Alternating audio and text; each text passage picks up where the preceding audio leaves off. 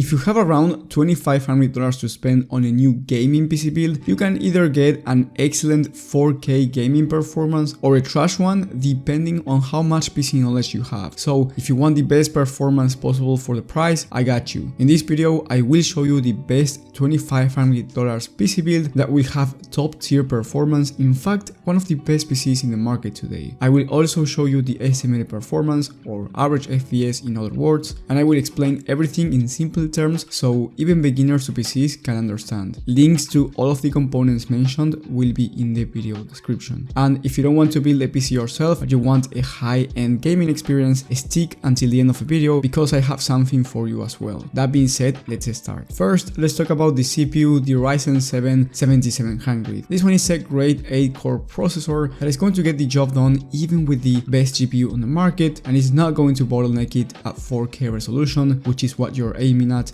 when buying this PC. For the CPU cooler, we have the Thermalright Peerless Assassin. This is a great $35 CPU cooler, and you can actually get away with the stock cooler from AMD, so this cooler is not even necessary, but it is nice to have if you want better temps and better noise levels. Then for the motherboard, we have the Gigabyte B650 Gaming X AM5 motherboard. I love this motherboard honestly because it's $180 and it's one of the best value motherboards from the AM5 platform. If you're new to PCs, by getting a motherboard and CPU from this platform will allow you to upgrade the CPU from AMD for the next few years, which is nice because if you get Intel, for example, you will most likely have to upgrade the motherboard as well if you want to upgrade the CPU in the next year. So this one is more future proof. Then for the memory kit, we have a 32 gigs of RAM kit of DDR5 memory. This is going to be amazing for gaming, but also for content creation, streaming and productivity work. Then for the storage, we have a 2TB Gen 3 SSD, which is going to be amazing, and 2TB is going to be really good if you download a bunch of heavy titles or you also do content creation. However, if you are a professional creator, I would consider Gen 4 SSD. If you're just going to do gaming and streaming, it wouldn't make any sense to go anything above Gen 3, unless the price is very similar. Then for the graphics card and the most important component when it comes to gaming performance, we have the NVIDIA RTX 4090. This one is a 24 gigs of VRAM graphics card and it's the best one in the whole market. For you to have an idea on how powerful this GPU is, on a 16-game average from TechSpot at 4K resolution, high to ultra settings, the RTX 4090 was able to average 142 FPS, and remember we are talking about high demanding titles on high to ultra settings, so 142 is the best one in the whole market. And the second best one, which is from AMD, the 7900 XTX, was able to average 113 FPS, and remember that's the second best. So the 4090 is about 20% faster than the second best GPU in the market. So that being said, it can run everything at 4K on ultra settings and there's no limit when it comes to gaming performance. And before you ask me in the comments if it's going to be able to run your favorite title, let me answer right away, yes, it will be able to do that since it's the best one in the market. If you want to play at anything lower than 4K, for example 1440p or 1080p, you can get away with much cheaper systems, and I wouldn't recommend you spending $2,500 if your monitor is going to be a 1080p or a 1440p resolution one. So if you want to play at those resolutions instead and save up a ton of money, you will have my video about the best PC builds for every budget in the top right of the screen, where I go over PCs for 1080p, 1440p and also 4K, and trust me, there are some 4K systems that are going to be cheaper than this and are going to deliver excellent performance as well. You will have that video in the top right of the screen. Then for the case, we have the Deepcool CG560. I absolutely love the design of this one. It's going to be able to fit the RTX 4090, which is what matters, and the airflow is going to be really good with 4 pre-installed fans and a front mesh panel. Overall, no complaints at all about this case. And then for the power supply, we have the Enermax Revolution DF2 1050 watt